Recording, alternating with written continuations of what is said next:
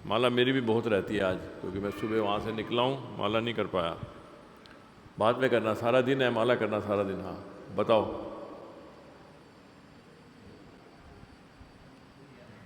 भूल गए? अच्छा, और किसको याद है? आप बताओ। 1896, शाबाश। कहाँ हुआ? कलकत्ता में। Very good.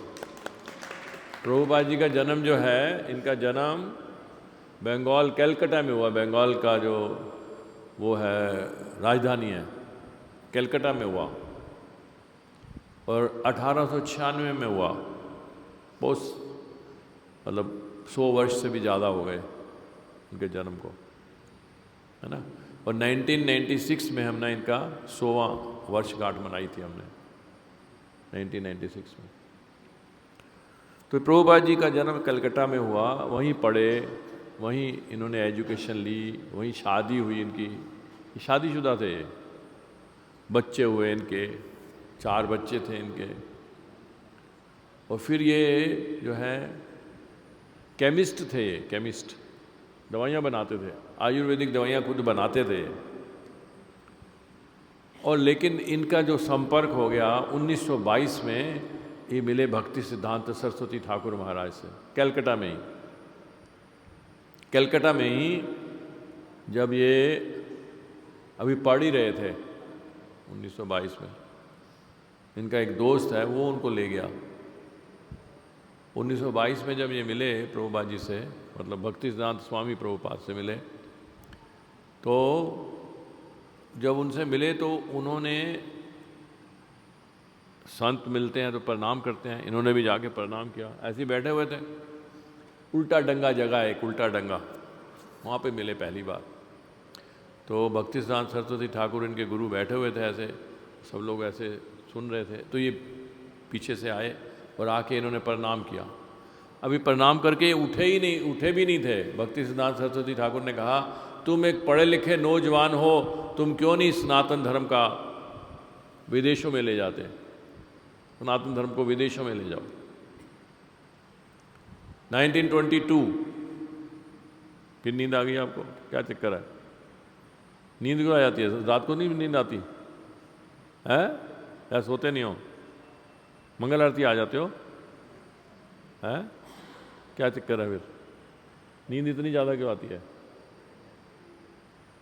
नींद को भगाओ, खड़े हो जाओ अगर नींद आती है तो, है ना। नींद हमें, प्रभुपाद जी सिर्फ 3 या 4 घंटे नींद लेते थे बस। हमारे गुरु महाराज भी ऐसे ही 3-4 घंटे नींद लेते थे। अगर आपको कुछ करना है, अगर आपने अपने सपने पूरे करने हैं, तो रात को सपने देखना छोड़ो। ये हमारे राष्ट्रपति ने कहा है, अब्दुल कलाम जो राष्ट्रपति हुए हैं, उनकी ये सेइंग है कि अगर अपने सपने पूरे करना चाहते हो तो रात को नींद में सपने मत देखो, है ना। तो हम तो दिन में भी सपने देखते हैं, तो फिर कैसे काम चलेगा? सपने कैसे पूरे होंगे हमारे? हमारे जो प्रधानमंत्री हैं, देश के प्रधानमंत्री हैं, वो भी 3-4 घंटे सोते हैं बस। इतना बड़ा देश कैसे संभाल सकते हो आप अगर आप सोते ही रहोगे तो हमें मनुष्य शरीर मिला है, इसको हमें बेकार नहीं करना सोने में क्या है।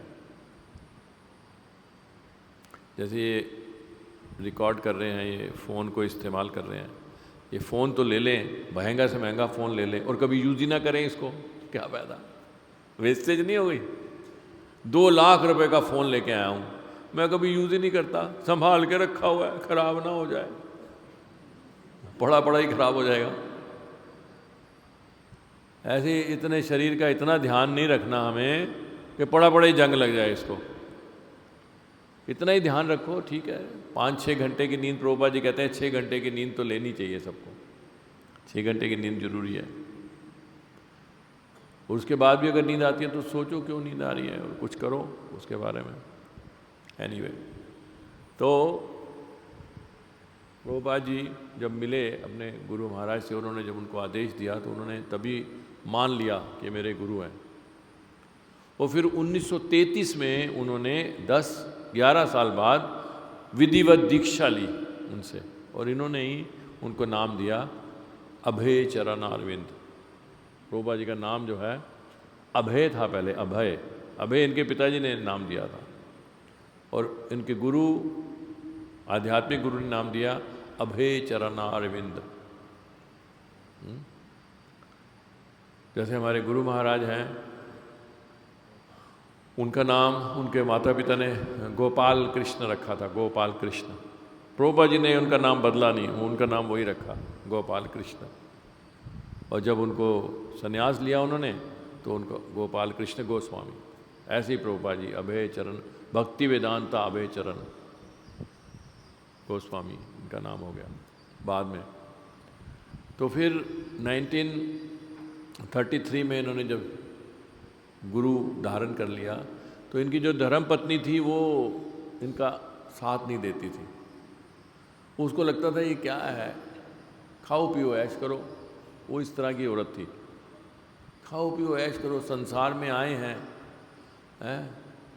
संसार में इतनी कष्ट और हैं। फिर अगर आपके साथ कोई बैठा है उसको नींद आ रही है तो जगा दो उसको। आप अपना भी भला करोगे, उसका भी भला करोगे। कैसे? तो उसको नींद आ रही है तो आपको भी पकड़ेगी नींद, ये समझ लो अच्छी तरह से।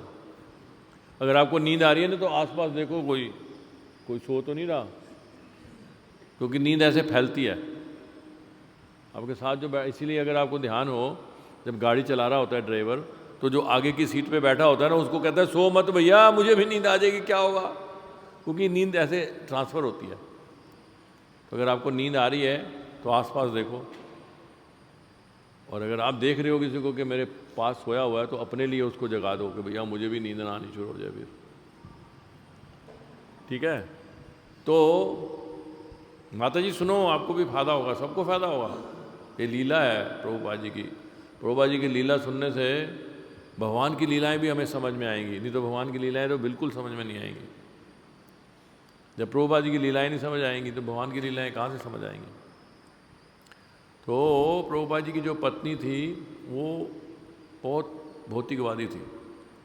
एक दिन क्या किया उसने, जो प्रभुपाद जी ने भगवद गीता के ऊपर अपना टिप्पणी लिखी थी, अनुवाद लिखा था, टिप्पणी लिखी थी। प्रभुपाद जी का बिजनेस चल नहीं रहा था, पैसे थे नहीं घर में, तो उसने वही किताब रद्दी में बेच दी। प्रभुपाद जी ने कहा ये क्या किया है? तो घर में कोई पैसे नहीं थे, चाय के साथ बिस्कुट नहीं मैंने ले चाहिए, सूखी चाय पीऊंगी, बिस्कुट के लिए मैंने वो बेच दी, रद्दी में बेच दी।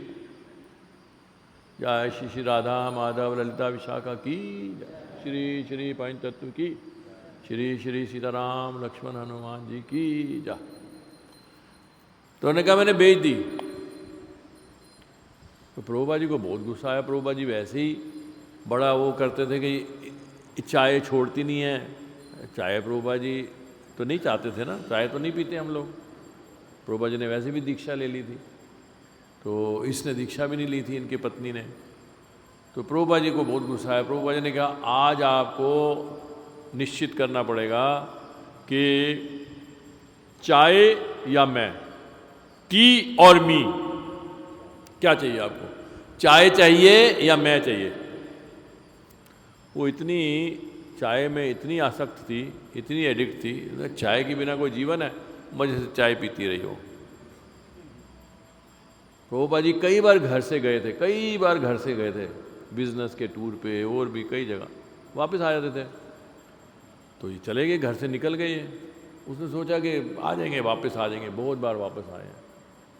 प्रभुपाद जी ने उस दिन डिसाइड किया कि अब मैं नहीं आऊँगा घर। प्रभुपाद जी छोड़ना नहीं चाहते थे घर। प्रभुपाद जी में भावावेश में आके छोड़ दिया। उनको नहीं पता था मैं कहाँ जाऊँ, इधर जाऊँ, इधर जाऊँ, उधर कहाँ जाऊँ। उन्होंने कोई पहले से रिजर्वेशन नहीं की थी कि मायापुर जा रहे हैं तो पहले कमरा बुक कर ले, रहेंगे कहाँ प्रभु जी। निकल गए घर से। ऐसे घर में नहीं मैं रह सकता। जो औरत जो है चाय को मेरे से ऊपर रख रही है। निकल गए घर से। तब श्रील प्रभुपाद जी की उम्र थी आई थिंक लगभग 50 से तो ऊपर ही थे, 50 के 19 50 के आसपास की बात होगी है, या थोड़ा सा और ऊपर होगी। फिर वो इधर उधर गए, गौड़िया मठ में गए, इधर उधर गए, फिर आखिर में वो स्थापित हुए वृंदावन में राधा दामोदर मंदिर में। उन्होंने सोचा मेरे गुरु महाराज ने कहा है पाश्चात्य देशों में, बाहर के देशों में जाके प्रचार करूं, तो मेरे पास कोई इंग्लिश में किताब तो होनी चाहिए। उस समय इंग्लिश में नहीं थी भागवतम, तो ये आपको भागवतम मिलती है इंग्लिश में, ये प्रभुपाद जी की देन है। उससे पहले इंग्लिश में किसी ने भागवतम नहीं लिखी थी, वैष्णव ने। तो प्रभुपाद जी राधा दामोदर मंदिर में बैठ गए और उन्होंने भागवतम लिखनी शुरू की, और एक खंड तैयार हो गया। मतलब 12 खंड है ना, 12 स्कंद हैं भागवतम के। तो पहला स्कंद जो है उसके 3 खंड में उन्होंने बांटी, 3 खंडों में पहली जो स्कंद है उसको तैयार कर लिया, प्रिंट करवा लिया। और फिर 1965 में उनको मौका मिला। 1965 में एक जलदूत जहाज पर, समुद्री जहाज पे, कार्गो शिप था, कार्गो शिप माल लेने, मालवाहक गाड़ी नहीं होती जैसे, तो कार्गो शिप ऐसे जहाज भी होते हैं जो माल लेके जाते हैं, तो माल लेके जाता था वो। उसमें उनकी जो मालकिन है उनको एक टिकट दे दी फ्री में कि चलो तुम चले जाओ, मेरा माल जा रहा है क्या, तुम भी चले जाओ, ठीक है। तो प्रभुपाद जी 1965 में, तब उनकी उम्र 69 है ना लगभग। आपकी कितनी उम्र है? आपकी उम्र में प्रभुपाद जी समुद्री जहाज पे बैठ के अमेरिका पहुंच गए थे।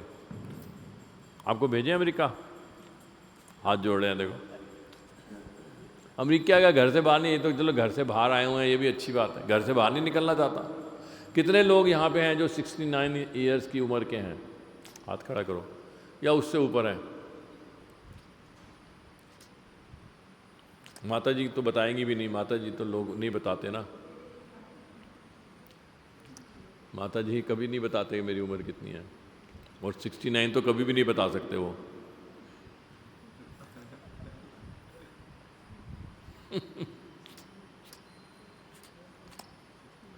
एक औरत थी, वो 70 साल की हो गई, 70 साल की हो गई, तो हॉस्पिटल में एडमिट हुई। तो जो बीमारी थी उसको, वो डॉक्टरों के पास इलाज ही नहीं था। तो डॉक्टरों ने कहा अब तो दुआ काम करेगी, दवा काम नहीं करेगी, दुआ काम करेगी। उसने दुआ करनी शुरू कर दी भगवान को, हे भगवान बचा लो, भगवान बचा लो। बड़ी दिल से प्रार्थना की, भगवान प्रकट हो गए साक्षात। क्या चाहिए, क्या चाहिए? बड़े कातिर मन से बुला रही थी, क्या चाहिए बोल? 5 वर्ष की उम्र दे दो, और सिर्फ 5 वर्ष चाहिए, ज़्यादा नहीं। भगवान कहते हैं तथास्तु। 5 वर्ष क्या है उनके लिए, तो 500 वर्ष मांगती, वो भी दे सकते थे, वो 5 वर्ष मांगे। जब उसको मिल गई, वो भली चंगी हो गई। वो तो डॉक्टर्स भी हैरान, क्या हो गया, चमत्कार हो गया। तो उसने सोचा कि अभी तो डॉक्टर्स मुझे डिस्चार्ज कर देंगे, तो डिस्चार्ज होने से पहले मैं ज़रा फिट हो जाऊं।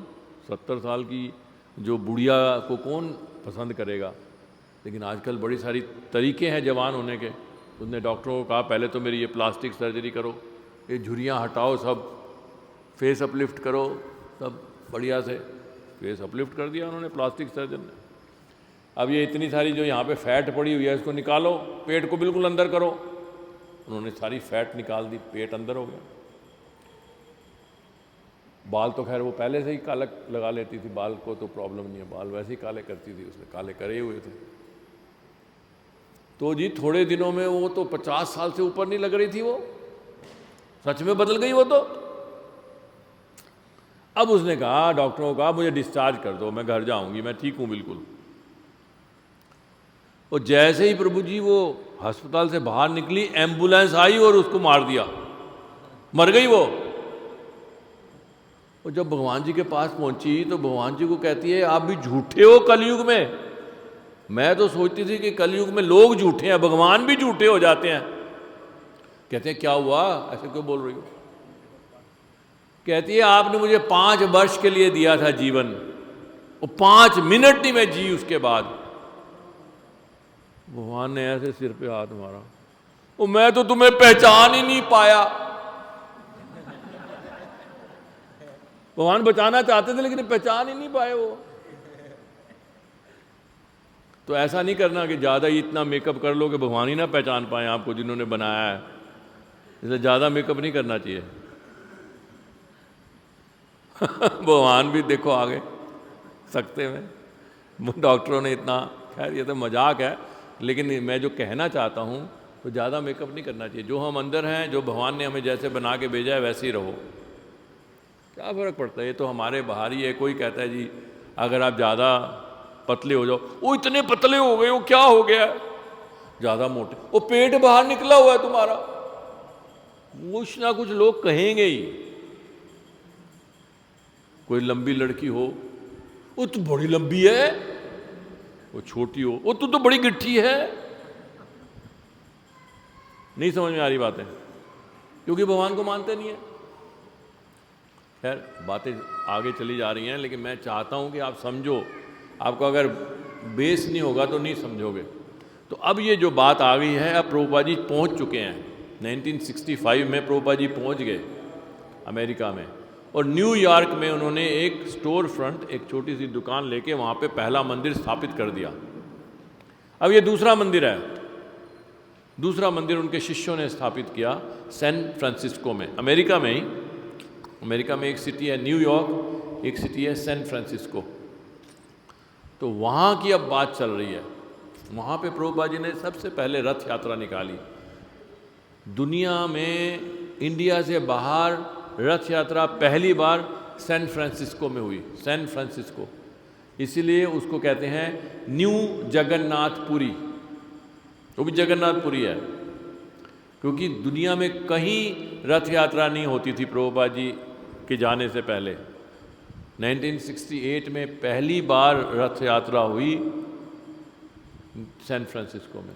उसी की चर्चा चल रही है ना। तो अब पढ़ते हैं, ठीक है। अब तो समझ आ गया। अभी अब तो ऐसा नहीं कहोगे कि प्रभुपाद जी के बारे में नहीं जानते बिल्कुल, है ना। तो प्रभुपाद जी एक अद्भुत व्यक्तित्व के व्यक्ति हैं, जिन्होंने जब 65 में पहुँचे और 66 में उनके कितने सारे शिष्य हो गए थे,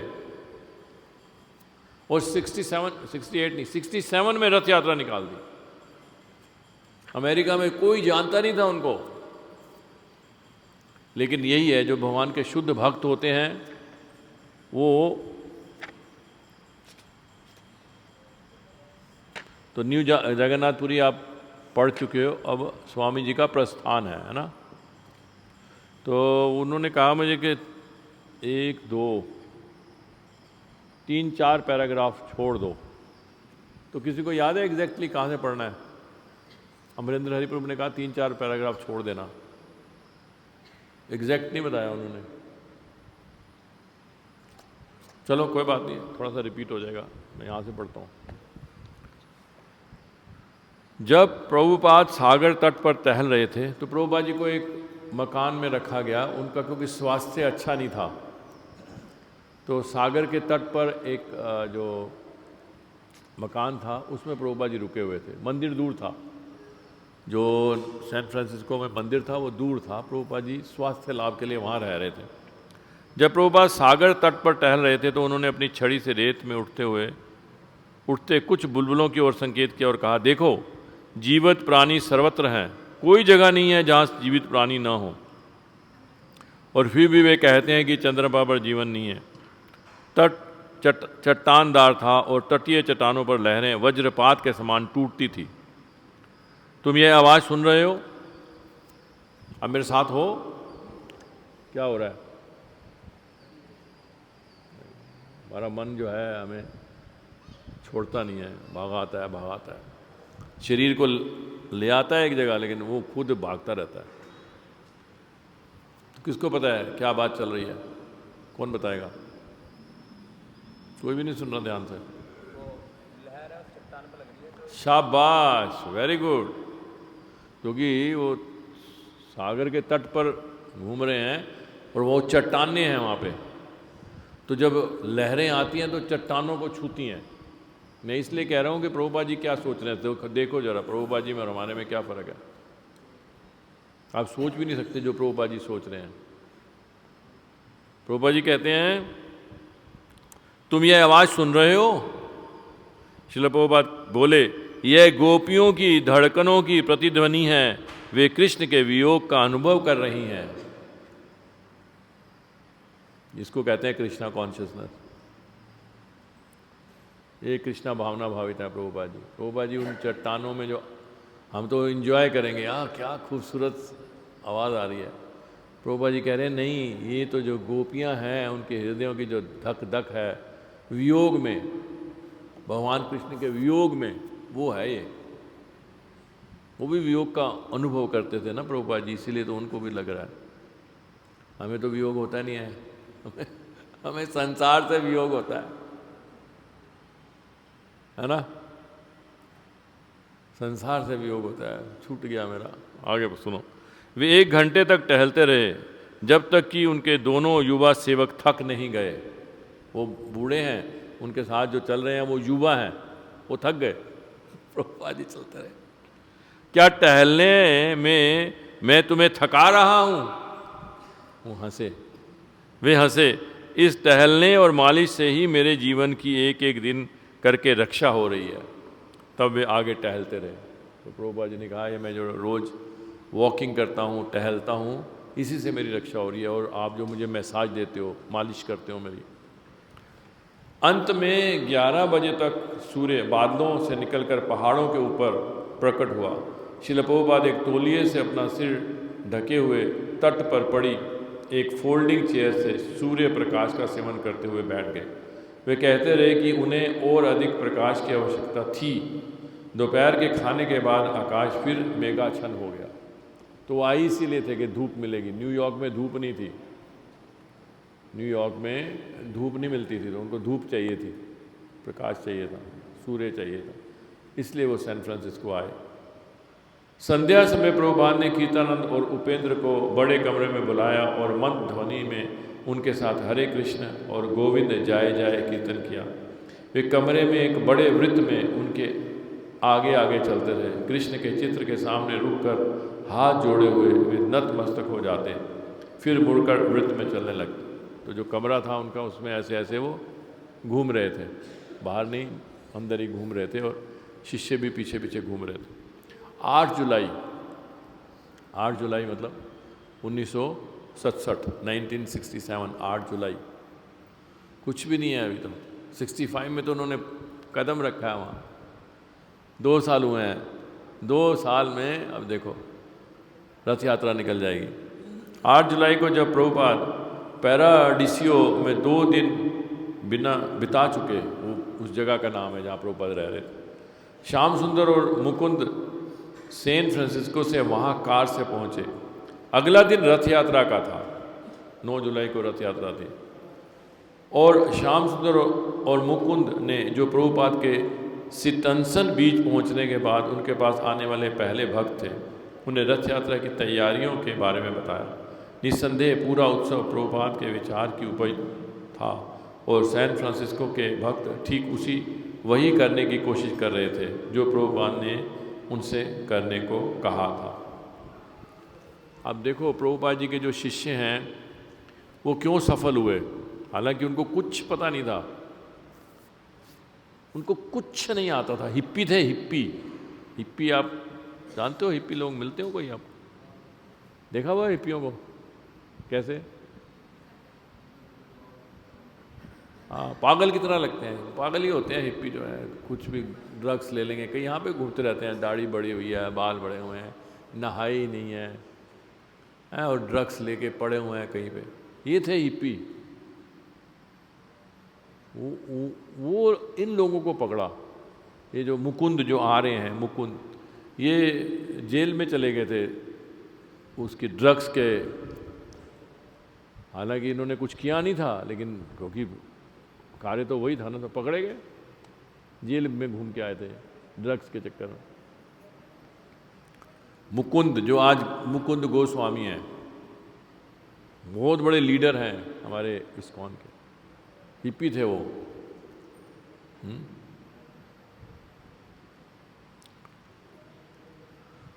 तो उनमें सबसे बड़ी क्वालिटी क्या थी कि जो प्रभुपाद जी कहते थे वो करते थे, बस दिमाग नहीं लगाते थे, वो पता था तो जब हम अपने आप को गुरु के सामने मूर्ख समझेंगे ना, मैं मूर्ख हूँ, तभी हम आगे बढ़ेंगे। गुरु के सामने अपने आप को समझदार समझोगे, क्या होगा? कुछ नहीं कर पाएंगे हम आगे। उत्सव का विचार प्रभुपाद के मन में पहल तब आया जब वे फ्रेडरिक स्ट्रीट स्थित अपने कमरे की खिड़की से बाहर देख रहे थे। फ्रेडरिक स्ट्रीट पे है ये मंदिर जो है ना, सैन फ्रांसिस्को में एक फ्रेडरिक स्ट्रीट है, जैसे न्यूयॉर्क में 2nd एवेन्यू पे था हमारा मंदिर, अभी भी है, वो तो ले लिया इस्कॉन ने। वो जो मंदिर है ओरिजिनल, जहाँ पे सबसे पहले प्रभुपाद जी ने प्रचार किया, स्टोर फ्रंट मैचलेस गिफ्ट लिखा हुआ है उसके ऊपर, वो इस्कॉन के पास ही है, न्यूयॉर्क में है वो। और ये सैन फ्रांसिस्को में है। फ्रेडरिक स्ट्रीट स्थित अपने कमरे की खिड़की से बाहर देख रहे थे। समतल फर्श वाले ट्रकों को नीचे सड़क पर गुजरते देखकर प्रभुपाद के मन में आया कि किसी ऐसे ट्रक पर जगन्नाथ विग्रहों को आसीन करके अमेरिकी ढंग का रथ यात्रा उत्सव मनाया जा सकता था। उन्होंने एक ऐसे ट्रक का खाका बनाया था जिसके पिछले भाग में 4 खंभों के ऊपर चंदवा टंगा था और जो पताकाओं, घंटियों और फूल मालाओं से सजा था।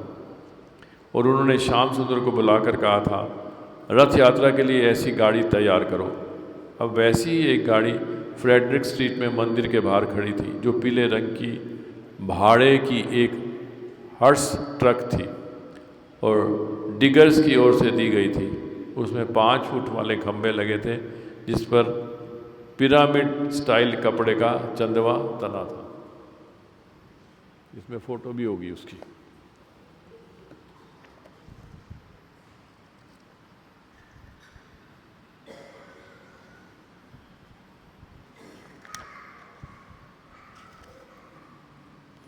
आपके पास है ये किताब? है ये आपके पास?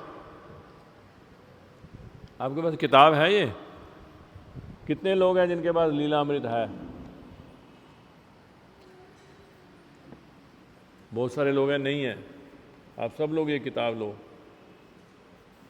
ये किताब बहुत महत्वपूर्ण है, बहुत कुछ देगी आपको, बहुत कुछ देगी ये किताब, बहुत कुछ पता लगेगा आपको, है ना। ये देखो, ये है, अगर आपको ऐसे दूर से नज़र आए, आपके पास किताब हो तो खुद देख सकते हो। ये है पहला रथ जो है। पहले रथ में आपने रथ यात्रा तो देखी है ना, यहाँ तो रथ यात्रा हुई है, कई बार देखी।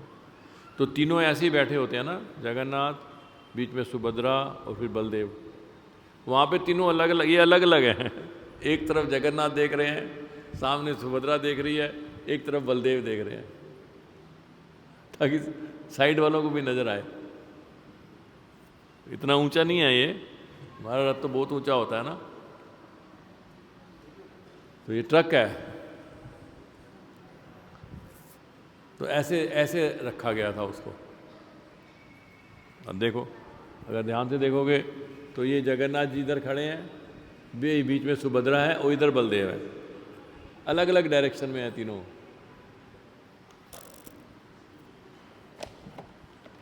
तो एनीवे, तो इस तरह से पहली रथ यात्रा जो हुई इस ट्रक पे हुई। तट पर प्रभुपाद के साथ बैठे मुकुंद ने उन्हें बताया कि सभी भक्त किस प्रकार बड़े उत्साह से कार्य में लगे थे। और हैट एशबरी का वहाँ जगह का नाम है, जैसे न्यूयॉर्क है ना, तो ऐसे ही सैन फ्रांसिस्को में भी हैट एशबरी है। हैट एशबरी के हिप्पी किस प्रकार अगले दिन निकलने वाले जगन्नाथ की रथ यात्रा के विषय में बातें कर रहे थे। भक्तों का प्रयत्न था कि रथ यात्रा का जुलूस गोल्डन गेट पार्क से निकले, लेकिन पुलिस विभाग की ओर से उन्हें केवल फ्रेडरिक स्ट्रीट से नीचे की ओर सागर तट जाने की अनुमति थी। तो गोल्डन गेट पार्क जो है वो ज़्यादा महत्वपूर्ण जगह थी। वहाँ पे ये लोग कीर्तन वगैरह करते थे, वहाँ वो ज़्यादा लोग थे, वहाँ पे बड़े बड़े लोग रहते थे वहाँ। मुकुंद ने बताया कि भक्तों की योजना थी कि भगवान जगन्नाथ चंदवा के नीचे ट्रक की ओर दाईं ओर देखते हों, सुभद्रा पीछे की ओर और बलभद्रा बाईं ओर। वह जानना चाहता था कि क्या यह ठीक होगा। प्रभुपाद ने कहा कि वास्तव में विग्रहों को अलग अलग गाड़ियों में निकालना चाहिए, जिन्हें रस्सियों से बांधकर जन समूह सड़कों में खींचता चले। हो सकता है कि आगे के वर्षों में यह संभव हो। तो जगन्नाथपुरी में तो अलग अलग रथ पे बैठते हैं। अगर आप गए हो जगन्नाथपुरी की रथ यात्रा में तो तीनों के अलग अलग रथ चलते हैं। एक रथ में जगन्नाथ, एक रथ में सुभद्रा, एक रथ में बलदेव जी। माता जी जगा दो माता जी को। हरे कृष्णा। नहीं समझ नहीं आ रहा क्या चर्चा चल रही है। जगन्नाथपुरी की रथ यात्रा का चक्कर शुरू हो गया है। अभी जगन्नाथ की रथ यात्रा आने वाली है। पता है रथ बनना शुरू हो गया है। 20 तारीख से रथ बनना शुरू हो गया। वहाँ पे हमेशा नया रथ बनता है। हर साल रथ यात्रा होती है, हर साल नया रथ बनता है। तो रथ बनना शुरू हो गया है। तो प्रभुपाद जी वही याद कर रहे हैं कि जो जगन्नाथपुरी में रथ यात्रा निकलती है वो तो अलग अलग रथों पे निकलती है ना। इसे अच्छे ढंग से करना प्रभुपाद ने आगाह किया। जल्दी मत करना। भक्तों को चाहिए ट्रक को सड़कों में धीरे धीरे चलाकर समुद्र तट ले जाएं और कीर्तन लगातार करते रहें। मुकुंद और श्याम सुंदर ने जयानंद की प्रशंसा की। वह अनुदान, फल और फूल इकट्ठा करने के लिए सारे सैन फ्रांसिस्को में घूमता फिरा था। उसने ट्रक से जाने वालों को खोज निकाला, ट्रक पर ध्वनि विस्तारक यंत्र लगाया और स्टोरों में जा जाकर इश्तिहार बांटे। वह थका नहीं था और उसका उत्साह हर एक को भाग लेने के लिए प्रेरित कर रहा था। महिलाएं दिन भर चपातियां बनाने में लगी थी। फलतः जन समुदाय में बांटने के लिए हजारों चपातियां तैयार हो गई थी। भक्तों ने हरे कृष्ण रथ यात्रा के हजारों उत्सव गुब्बारे तैयार किए थे, जिन्हें जुलूस शुरू होने पर सड़कों पर छोड़ा जाएगा। तो जयानंद प्रभु जो हैं ये बहुत अद्भुत डिवोटी थे प्रभुपाद जी के। और इनको कैंसर हो गया था बाद में, और इनको कैंसर के लिए डॉलर्स कुछ कितने $1000 मिले थे इनको। $1000 थे, कितने थे, काफ़ी बड़ी रकम मिली थी कैंसर के इलाज के लिए। इन्होंने कैंसर का इलाज नहीं कराया, वो सारी रकम जो है प्रभुपाद जी को दे दी। और अभी भी ये देखो रथ यात्रा में कितनी मेहनत करके सारी सामग्री सब कुछ इकट्ठा कर रहे हैं। और प्रभुपाद जी ने कहा था कि कहीं भी दुनिया में रथ यात्रा हो, जयानंद प्रभु की फ़ोटो रथ पे होनी चाहिए। बहुत प्रिय शिष्य थे जयानंद। प्रभुपाद जी को यही लेके आए। जब अभी आए सैन फ्रांसिस्को तो प्रभुपाद जी को लेके आए जयानंद अपनी गाड़ी में। बहुत अद्भुत डिवोटी थे। जब भक्तों ने पूछा कि उन्हें और क्या करना चाहिए तो प्रभुपाद बोले कि यही पर्याप्त था। जुलूस, प्रसाद वितरण, कीर्तन। लोगों को भगवान जगन्नाथ के दर्शनों और हरे कृष्ण कीर्तन का अवसर मिलना चाहिए।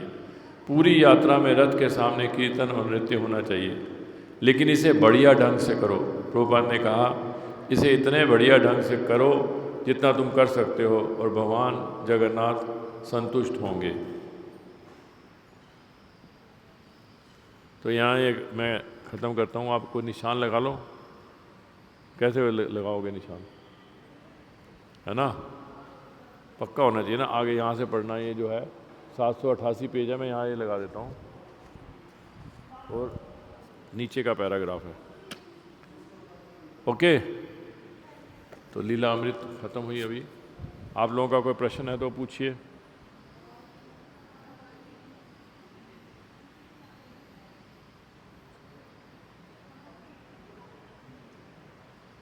ओके, फिर धन्यवाद आपका। हाँ जी प्रभु जी, इनका प्रश्न है प्रभु जी।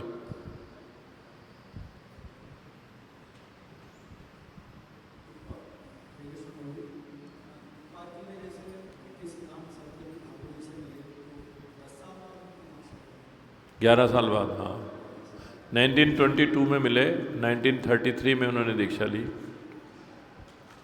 लेकिन उन्होंने डिसाइड तो कर लिया था कि मैं यही मेरे गुरु हैं। डिसाइड उन्होंने 1922 में कर लिया था, लेकिन उन्होंने दीक्षा से पहले समय लिया। लेकिन हम प्रभुपाद जी की नकल नहीं कर सकते कि हम भी आज अगर हम गुरु को मिलें तो हम भी कम से कम 10 साल वेट करेंगे, उसके बाद दीक्षा लेंगे। ओके, और किसी का कोई प्रश्न? ओके, अच्छा, आप प्रभु जी।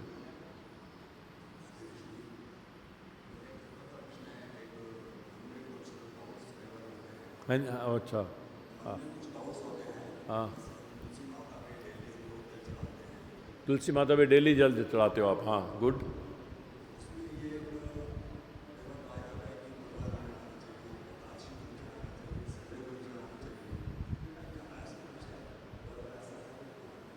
जल तो रोज चढ़ाना चाहिए, जल में क्या है? एकादशी के दिन वो निर्जला थोड़ा रखती हैं कोई, तुलसी महारानी थोड़ा निर्जला रखती है व्रत। तुलसी महारानी निर्जला व्रत नहीं रखती, भगवान भी नहीं रखते व्रत। भगवान को पूरा भोग लगता है, अन्न का ही भोग लगता है भगवान को। भगवान भी नहीं रखते व्रत एकादशी का, हम लोगों के लिए है।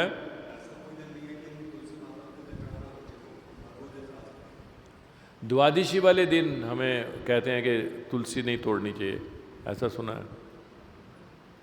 लेकिन जल तो हम चढ़ा सकते हैं, रोज रोज चढ़ाते हैं हम। हमारे मंदिर में रोज तुलसी पूजा होती है, रोज जल चढ़ाते हैं। एकादशी को भी चढ़ाते हैं, संडे को भी चढ़ाते हैं, रोज सुबह शाम रोज जल चढ़ाते हैं हम। जल का कुछ उसमें नहीं है। हरे कृष्णा, थैंक यू। हाँ,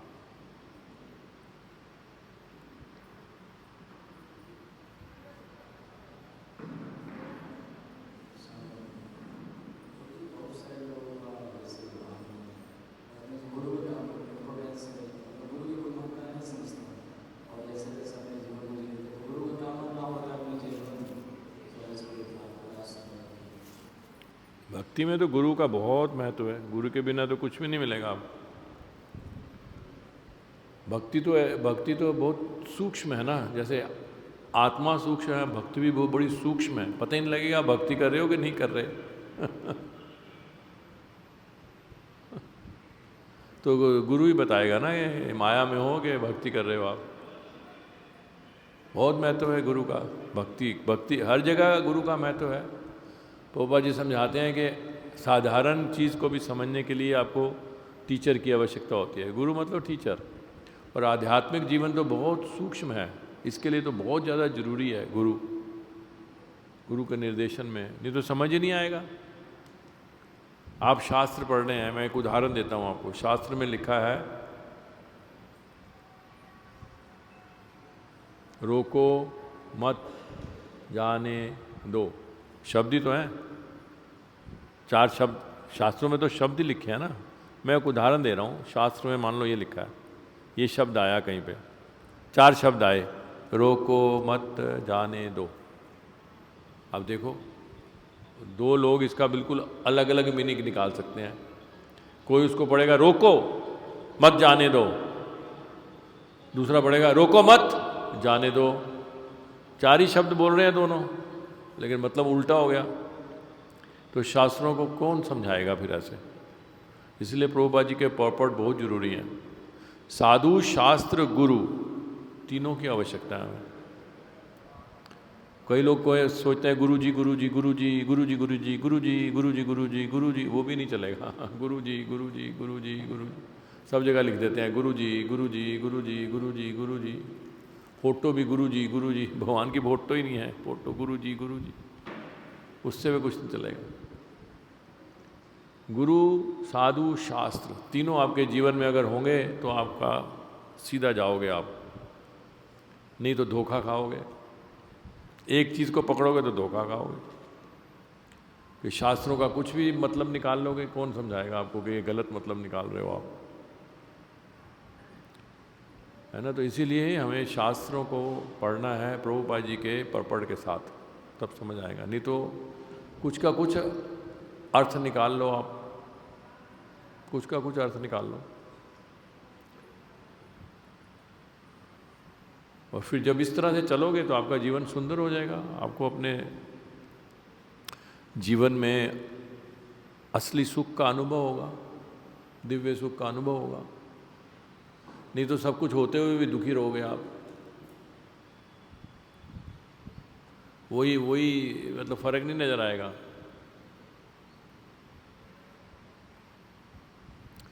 आम व्यक्ति की और भक्त की, जो भक्त है उसकी सोच में फ़र्क आना चाहिए, वो है असली चीज़, वो है। ये नहीं कि तिलक लगा लो कंठी माला धारण कर लो, ये तो बाहरी चीज़ें हैं। इससे क्या, अंदर की सोच में अंतर आना चाहिए, चेतना में अंतर आना चाहिए। और वो अंतर आएगा अगर आप तीनों को, गुरु, शास्त्र और साधु को साथ लेके चलोगे, देखोगे आपके अंदर अंतर आएगा, आपकी सोच बदलेगी। आप उस तरह से नहीं सोचोगे जैसे आम आदमी सोचता है। जैसे आम आदमी सोचता है वैसे आपकी सोच नहीं होगी। नहले पे दहला नहीं मारोगे आप। ईंट का जवाब पत्थर से नहीं दोगे आप, सोच बदलेगी आपकी। नहीं तो यहाँ पे तो यही है, टिट फॉर टैट, नहले पे दहला, है ना। सास भी कभी बहू थी, नहीं, ये तो नहले पे दहला ही तो सिखाया जा रहा है, नहीं क्या यही नहीं सिखाते? भौतिक संसार में तो यही है, स्मार्ट बनो।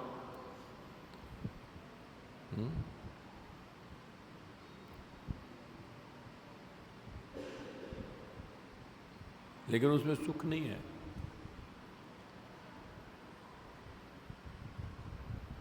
औरतों को सिखाया जाता है कि आप पढ़ो पढ़ो, पहले पढ़ो लिखो फिर शादी करो, है ना। और प्रभुपाद जी कह रहे हैं कि नहीं, जल्दी शादी हो जानी चाहिए लड़कियों की। तो जब आप इस रास्ते पे चलोगे तो आपकी सोच बदलेगी, जीवन बदलेगा। और उसी संसार में रहते हुए जहाँ पे इतना कलह है, इतना कष्ट है, सब कुछ है, उसी संसार में रहते हुए आप सुख का अनुभव करोगे। ये है फ़ायदा।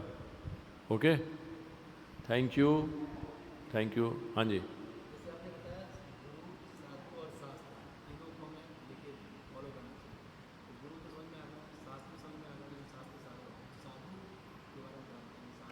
साधु, जो भी व्यक्ति शास्त्रों का पालन कर रहा है, जो भी व्यक्ति, साधुओं में से तो एक गुरु होता है। गुरु, बहुत सारे साधुओं में से एक जो आपको ज़्यादा इंस्पायर करता है वो गुरु है।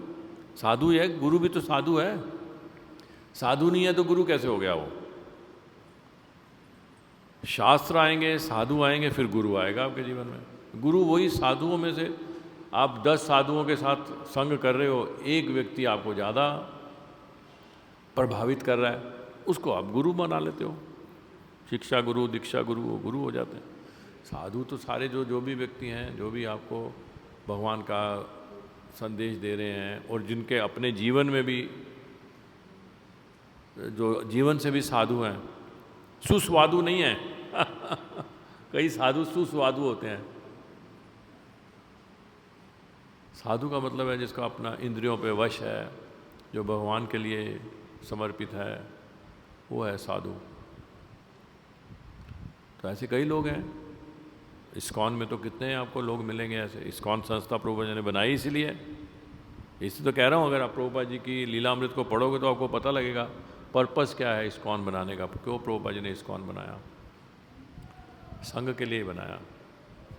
ओके, थैंक यू, आपका बहुत बहुत बहुत धन्यवाद। श्रील प्रभुपाद की जय, मोहिनी एकादशी की जय।